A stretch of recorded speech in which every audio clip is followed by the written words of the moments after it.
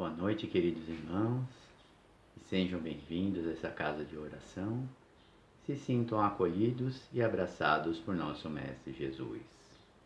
Hoje eu trouxe para nossa reflexão o capítulo 27 do Evangelho segundo o Espiritismo, Pedi e obtereis. Peço licença para ler um pequeno trecho do Evangelho, como eu sempre faço no início das minhas preleções, para que possamos refletir sobre esse pequeno trecho.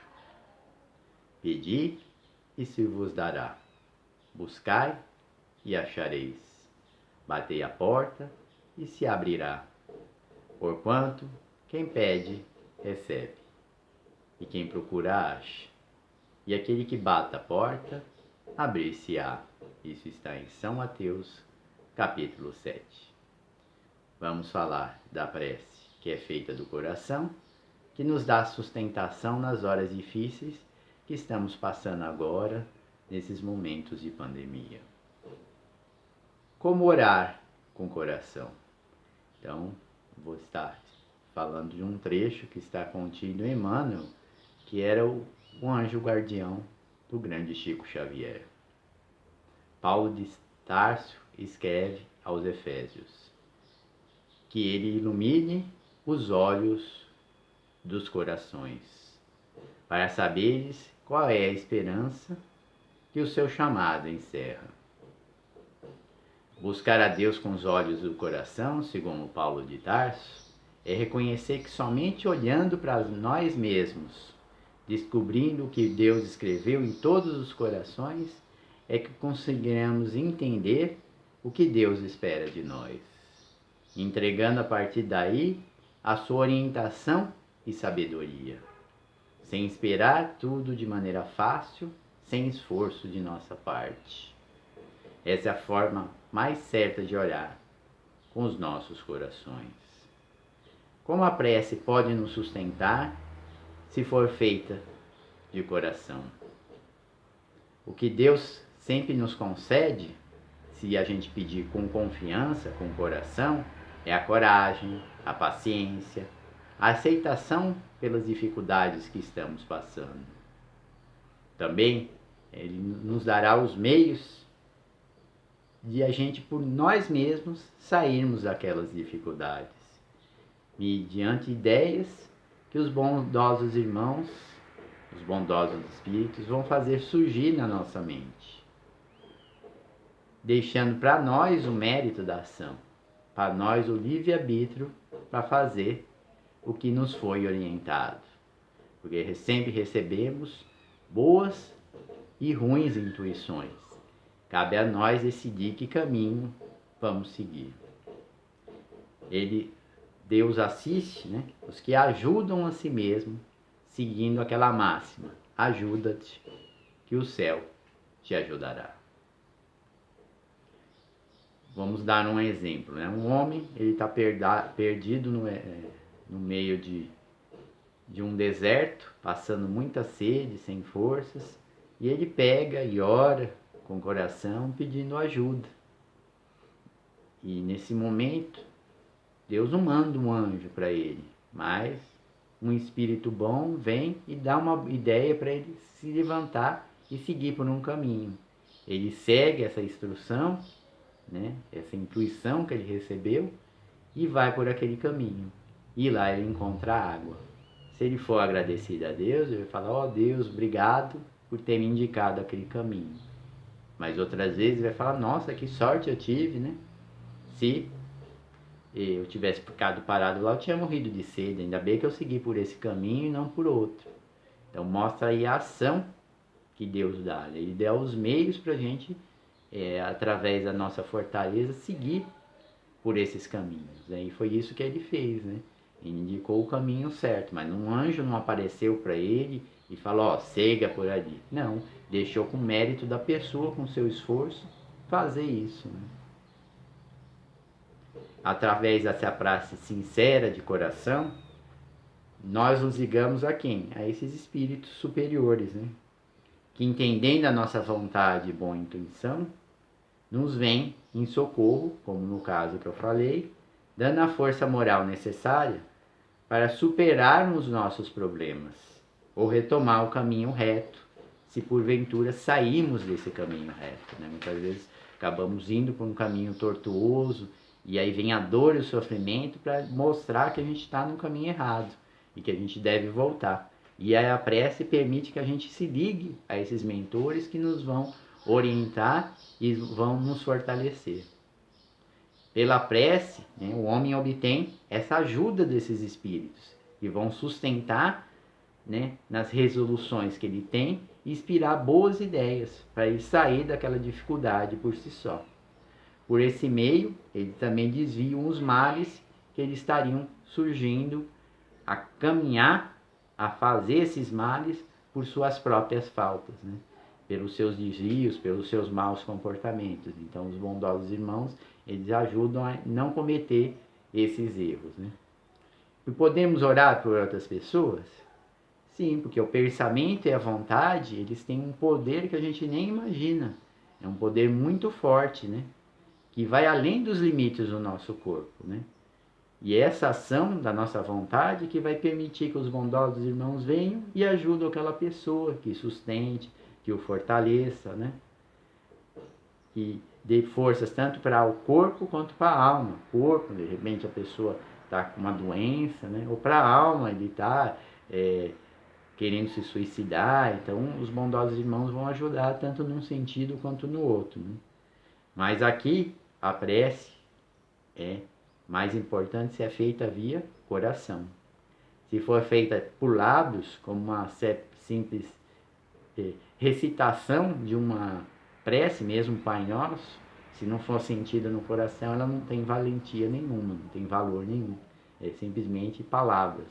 Sem sentimento são só palavras, né?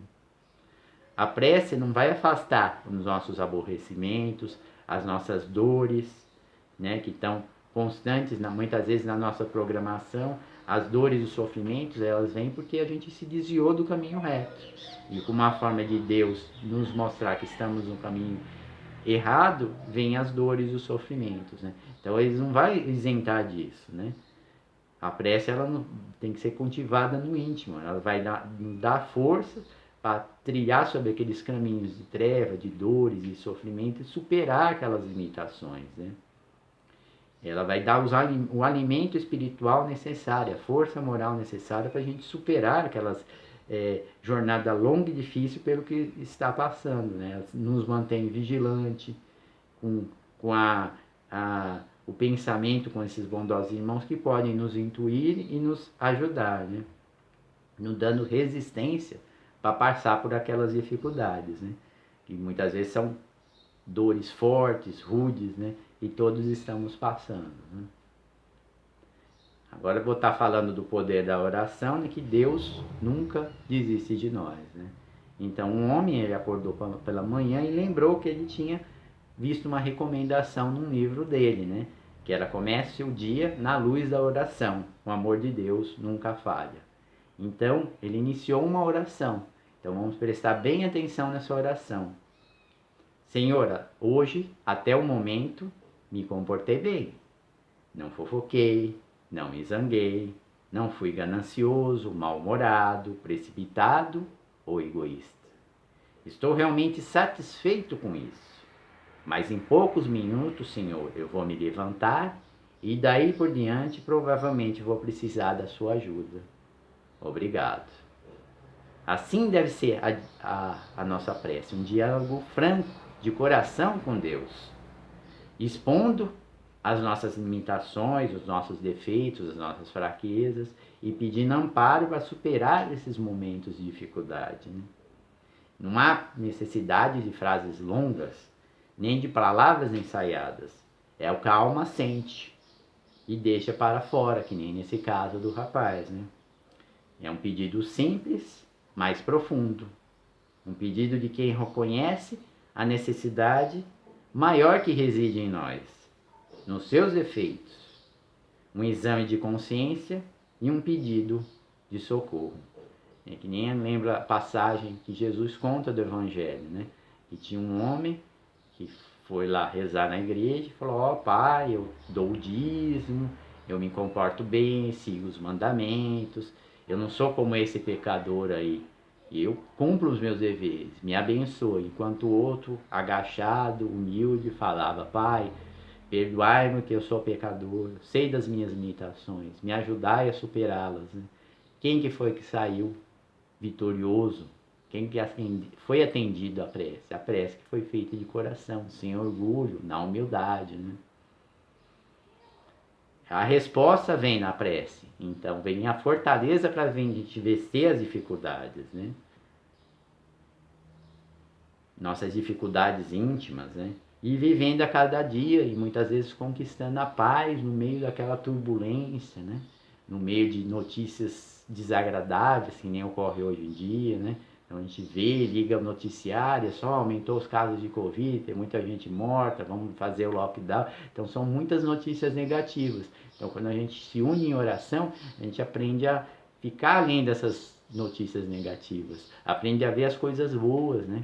E muitas vezes está passando por uma necessidade, mas tem gente passando por uma necessidade muito maior, né? É que nem o caso, né? Como que a gente deve agir no dia a dia para evitar esse tipo de coisa e não manter tranquilo. Num trabalho, a gente não ficar observando os defeitos dos outros, né? Muitas vezes comentando, usando da maledicência, né?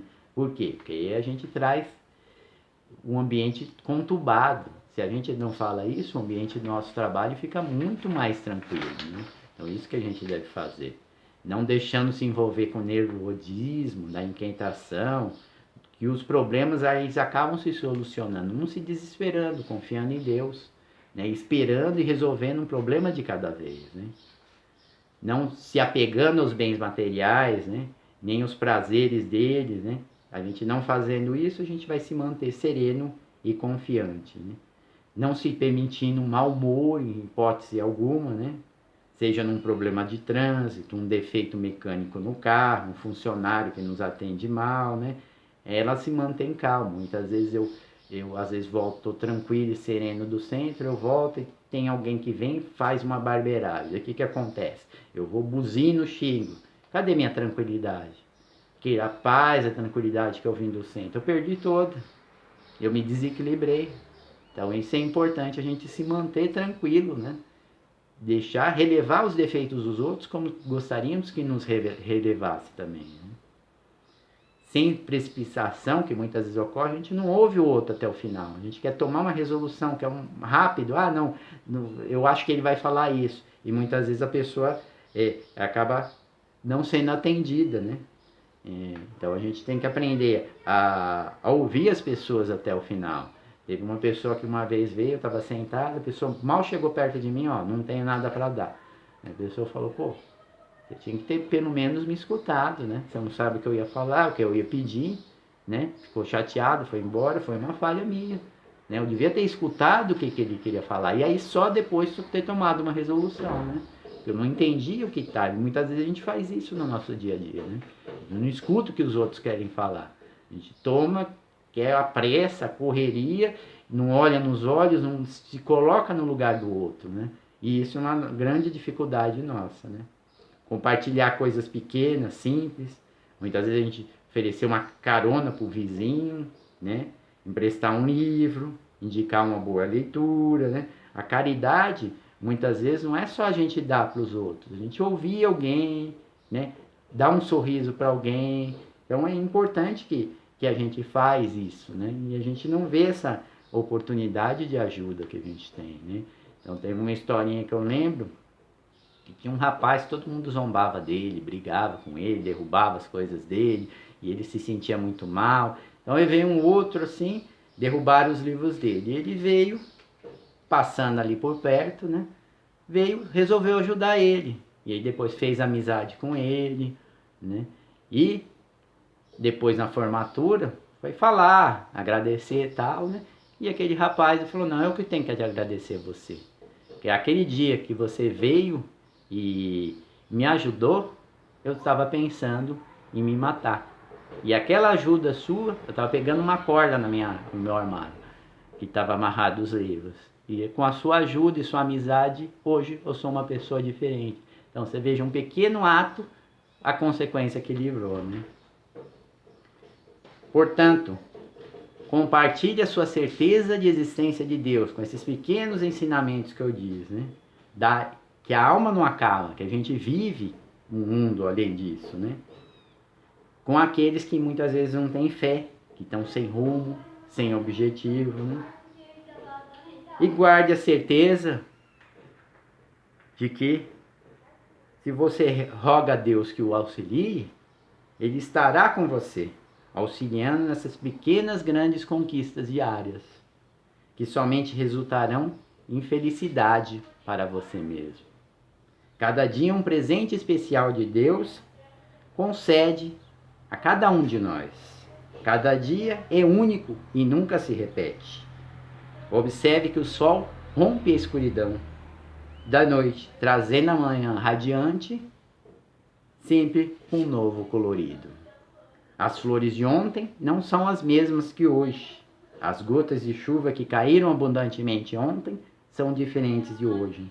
Tudo é novo. Deus renova tudo a cada dia, né? E a gente tem uma oportunidade a cada dia de fazer algo diferente, de fazer algo melhor, de sermos melhores que ontem, né? Você viu que Deus nunca desiste? Observe o mundo ao seu redor.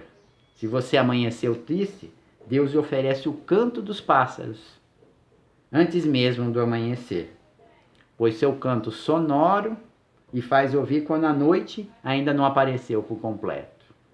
Se você se sente só no mundo, Deus lhe assina com a possibilidade de conhecer pessoas e fazer novas amizades, que nem essa que eu contei do caso do suicídio. Ele não pensou que ajudando a pessoa ele ia fazer uma nova amizade e ia salvar a vida da pessoa, desfazendo aquela sensação de abandono que a pessoa tinha.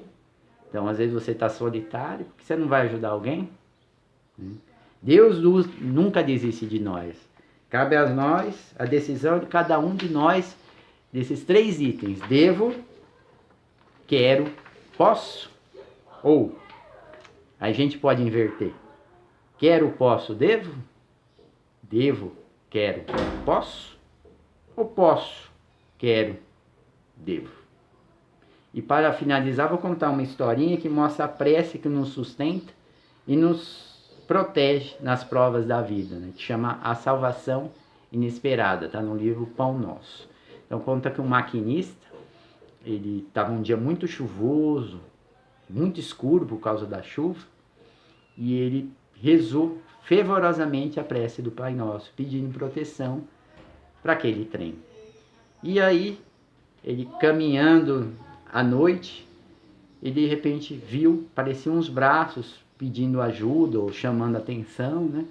E ele falou: nossa, mas o que é isso? Parou o trem, os passageiros desceram com ele e logo em seguida, né, veio uma enxurrada e derrubou a ponte que eles iam passar. Aí o pessoal ficou: nossa, vamos ver quem, o maquinista, as pessoas, quem foi que nos salvou. E foram andando na trilha do trem e acharam um morcego caído perto de uma fonte de luz. E ele estava angustiado, tentando sair de lá. Quando tiraram, ele morreu.